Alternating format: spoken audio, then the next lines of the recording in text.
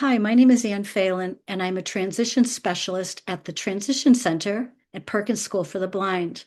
I'm really excited about this webinar because I've always wanted to teach a course for parents and caregivers and professionals on early childhood transition planning. My name again is Ann, and my pronouns are she, her, hers, and I will self-describe myself as a middle-aged woman wearing thick glasses, and I have long hair, and I'm wearing a black sweater. So let's get started. So the importance of transition planning early. In this slide, we have a photo of two teachers who are with a student wearing a brightly colored vest and a headset, and they're in the community navigating with a white cane during travel training. Next slide, please. What is transition planning? In our slide, we have two photos, a man on a bike with a young man behind him. It's a two-seater, and they're clearly having a good time, smiling and heading off somewhere fun. And in the second photo, we have a young girl wearing glasses, and she's involved in a community activity. Next slide. So transition planning. It's a time that we help children with disabilities prepare for life after high school by setting goals, identifying the supports they will need for work, school, and independence. And transition really is more than the part of an IEP, but it's an ongoing process over time. Many of my families hear about transition planning and they think it really only applies later, maybe in high school. But for me, as a transition specialist, I know that it's an ongoing process. And as I shared before, I've worked with families over the years. And often when I have students who are 14 to 21, 22, I feel like there could have been some milestones and foundations built early on. And that's why we're talking today, because I want you to know that all the experiences, all the skill building, and all the social opportunities that start now from preschool and kindergarten and up really impact later transition outcomes. Next slide, please.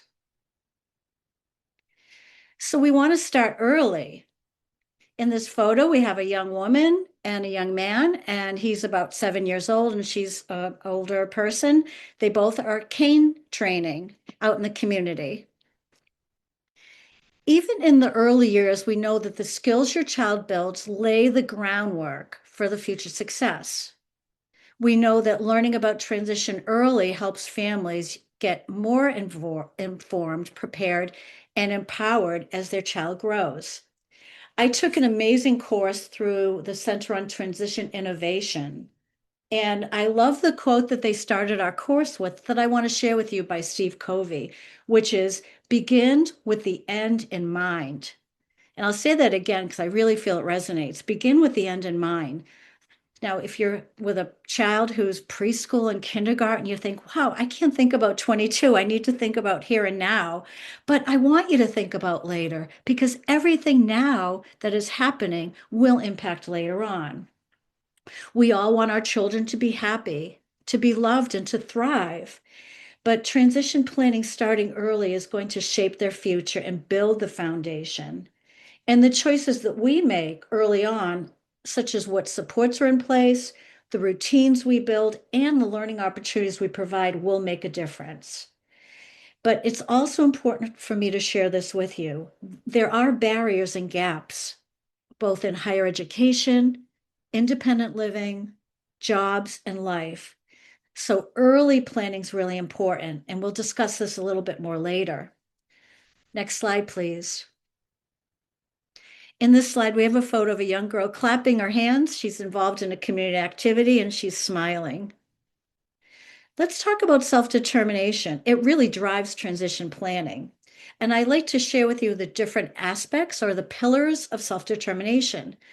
There's choice and decision-making. We all make choices in our lives. We make decisions every single day, what to wear, what would we like to eat, what we're going to do as far as social plans. There's also goal setting and problem solving. What are we going to do next week or in our future? And if something's going wrong in our life, how do we resolve that problem and how do we seek help? Self-advocacy is one of the strongest pillars that I feel is so important that we teach early on. How to advocate for our needs, how to ask for help, and how to describe what we need for help. Self-awareness and self-regulation.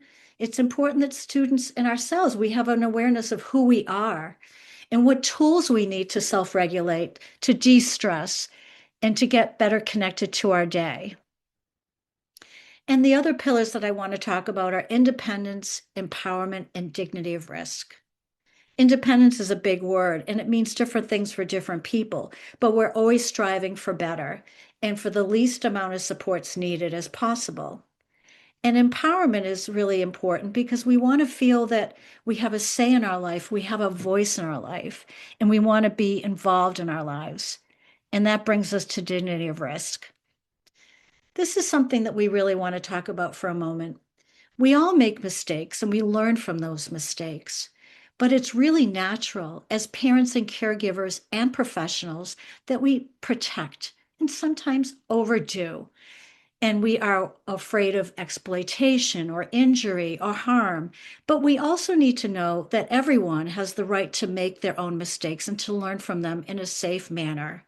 So, something to think about as you move forward as parents is thinking about these aspects of self determination.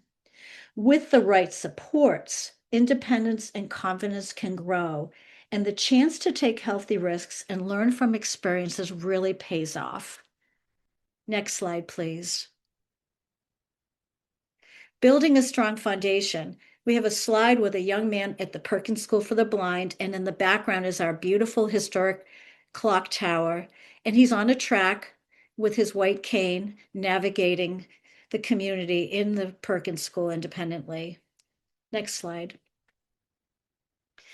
Building independence. In this slide, we have a young man at the Perkins School, and he's long jumping, and he has a peer behind him watching his progress. So the slide really talks about building independence, encouraging independence, supporting self-advocacy, something we just talked about, and building life skills, building confidence and the social skills that are important in the journey. Even at a young age, children can start learning about independence, and this might look like making choices, asking for help, or trying new tasks. When we encourage our children to try new things in preschool and kindergarten, and even before preschool, that we are giving them confidence in navigating their life that will help them later on. We also want them to be able to speak up for themselves, but also in the confidence building, we want them to make choices. So sometimes we start small, like choosing what they're going to wear based on the weather and preferences, things that they might want to do on the weekends for social plans. Maybe you can involve your children in meal planning. Should we have pizza tonight or Annie's mac and cheese? That's really small stuff, but it builds later on. And let's talk about social skills for a moment. For me, social skill building should be embedded in their life, both at home and in school.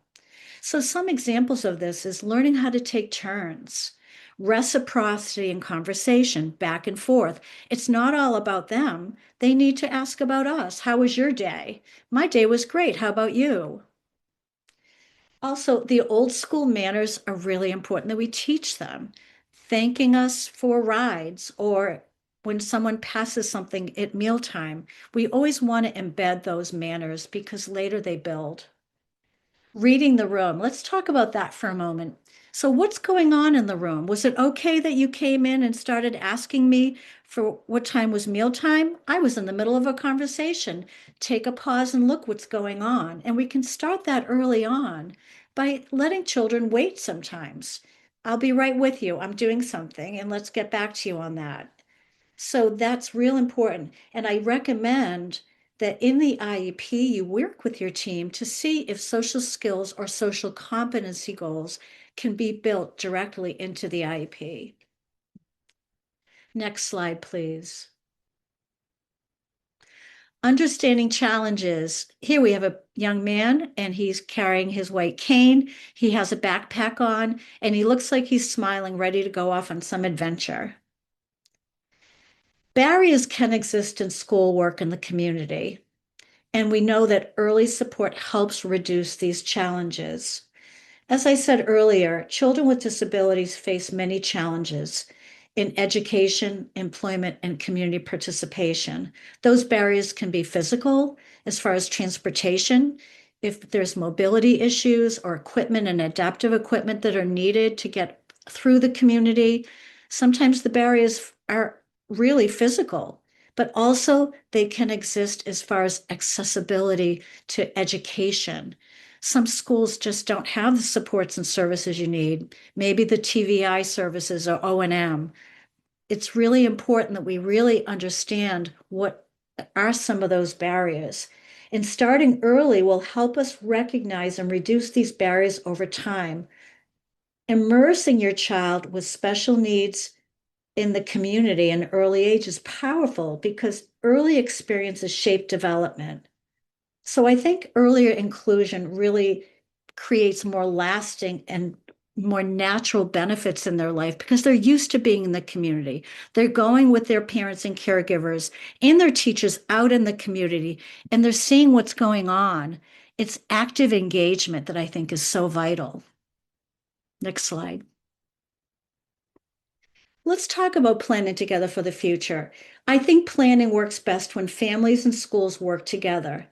You want to build your relationship with your child's team. Of course, as a parent, you know your child best from your parental lens, but your child's teachers and team have their professional perspective. So both are vital and they can come together in a beautiful way.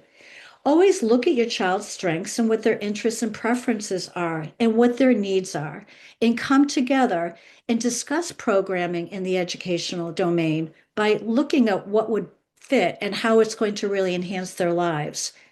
So, talking about your child's disability early on is key. And also with your child, so that they have a sense of self. I think it's important because later they're going to have to self advocate for what accommodations they need. I learn really well if you show me, or part of my disability is I need to take breaks.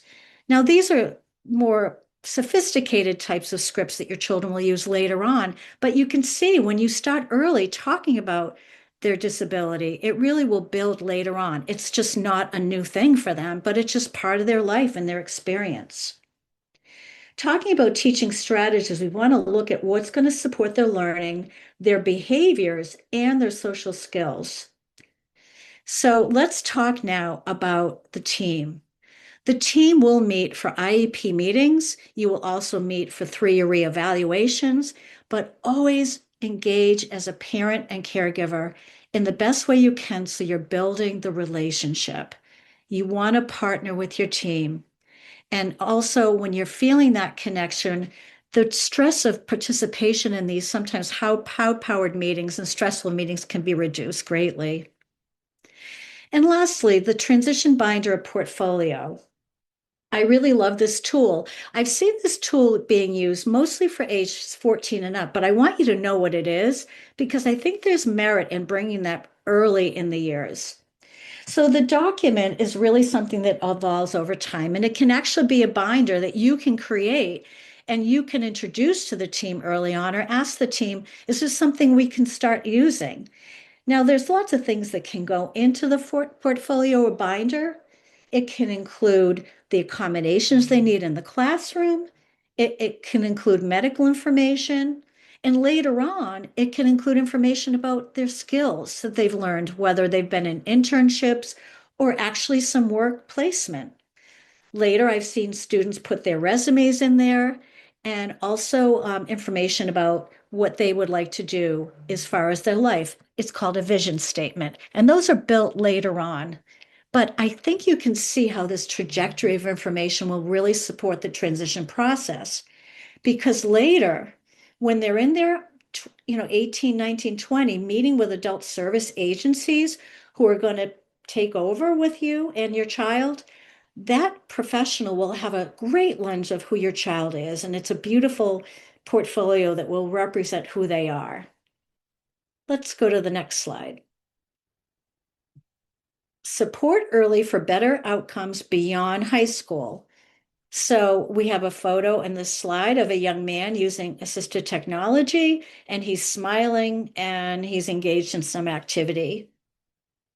So again, I reiterate, family, school, and community partnerships matter. Early support leads to better transition outcomes.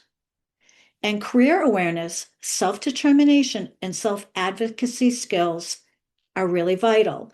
Now, there's lots of repetition in this conversation, but really it's just continuing to really reinforce some of the key points that are starting early will help you later on. The support your children receive early will matter. When families, educators, and community partners work together from the start, children have a better opportunity later. So your preschool experience, your early intervention team, all of these times that you will be coming together, you're just building the relationship and you're thinking ahead. And remember early on, we said that begin with the end in mind, and that starts now. Let's talk about building community connections. We want to encourage your child's engagement in their world. And of course, by taking them to all their appointments, they're engaging with people. But also when you're out in the community, taking them to restaurants and to parks and social activities and letting the community, their neighbors, know who they are, because that love and that support will be lasting. The foundation built in the early years can open up many doors for their future. Let's talk about career awareness early. Let's talk about why that's important. I think it's important that children have an understanding about what people do in the world of work every day. So when you're out in the community, you can start engaging in conversation, maybe at the grocery store while you're waiting for the person to bag the groceries. What do you think about that job? What are they doing? Is that a hard job? Is that something you might want to do? Or maybe in a restaurant when there's a server or a bus person. Or maybe when the person is delivering your Amazon package, just talking about what people are doing in everyday life engages them in their world. It helps them start to develop early on career awareness so that they have later a better sense of what they might want to do with their world and their lives. Self advocacy is something that we can model early as parents and caregivers. I'm going to take a break now. I just need a little bit of quiet time. Or could you bring your voice down a little bit? It's a little bit loud and it helps me hear you better. So expressing our needs will help them see how it's important that they express their needs as well. Asking for help in our home is a great way to build those skills later on outside the home. And we also want to normalize asking for help. We want them to be comfortable with asking for help and not feel shy or feel embarrassed. And when your children do ask for help and they advocate early, it's really important to reinforce it. So, for instance, I like how you told me you needed help, or I like how you tried that on your own and then you came to me and told me you needed help. Or how about this one? You did a great job asking for a break. We all know we need them. Next slide.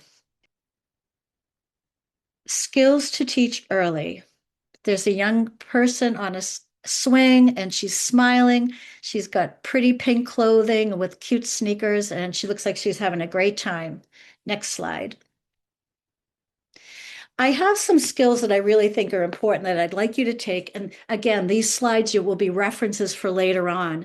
But home-based skills, here's a few that I think are really simple but really lasting for later outcomes. Focus on building communication and safety. So responding to their name, asking for help, and following directions. It's important that our children, as an early child and preschool and on, can continue to build these skills. Daily living skills, brushing teeth, dressing, toileting. Now, you as a parent will know where they need help. Many of our students and children need maximum levels of support. And maybe they'll always need that level of support, but with adaptive equipment and growth, they can make more independent gains. And it's important to embed those and step back a little bit when you can. So maybe you can brush your teeth together and watch them do it, or maybe it's hands-on and asking them to try. You will build those skills as a parent, but just building them is really key. Helping with simple household tasks, setting the table, putting clothes away, sorting, and developing leisure skills, using their tablets, puzzles, shared games, books, or any other activities at home that they enjoy. Next slide. Community skill building. So in the community, we want to talk about navigating safety and developing safety awareness. So staying with their caregiver in the community, how to navigate parking lots, recognizing crosswalks and exits.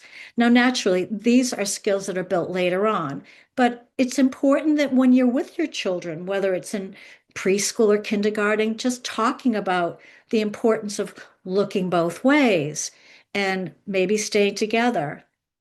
Appropriate social interactions. We talked about social skill building earlier on, greeting others, waiting in line, tolerating crowds. And of course, children are young, so it takes time for them to build comfort, but starting really early and helping them be part of their community, immersing them in the community, and developing awareness around social interactions is key. Identifying safe helpers, police officers, store employees. This is something important to talk about when you are in the community. And of course, we talked about self-advocacy before, expressing their needs. I need a break. Could you show me or help me with this? These are really key. Next slide. The takeaways. In this slide, we have a young man. He's waving. Next to him is a peer eating some snacks, and in the background, it's clear that there's a large group and some outdoor activity enjoying themselves. Next slide.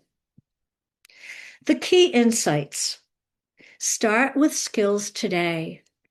Daily routines build independence. Think long-term. Early skills connect directly to future IEP goals.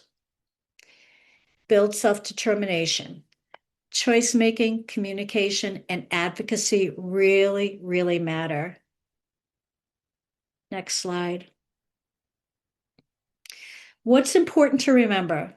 Every skill your child builds today strengthens the path towards independence and learning and meaningful work and future opportunities.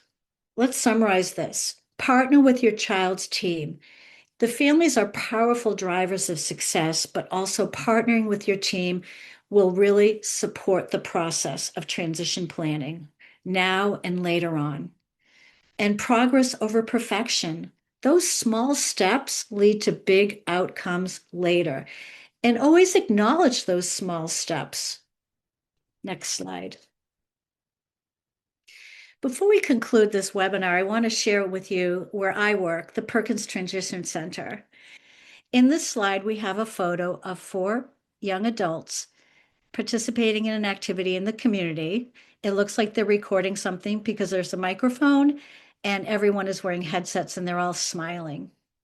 So as I said, I am the transition specialist at the Perkins Transition Center, and we are a virtual hub of everything transition. We offer free resources that include free webinars on Zoom, where we talk about all topics transition, such as the sibling experience and benefits and empowering fathers and topics that are really relevant to transition planning.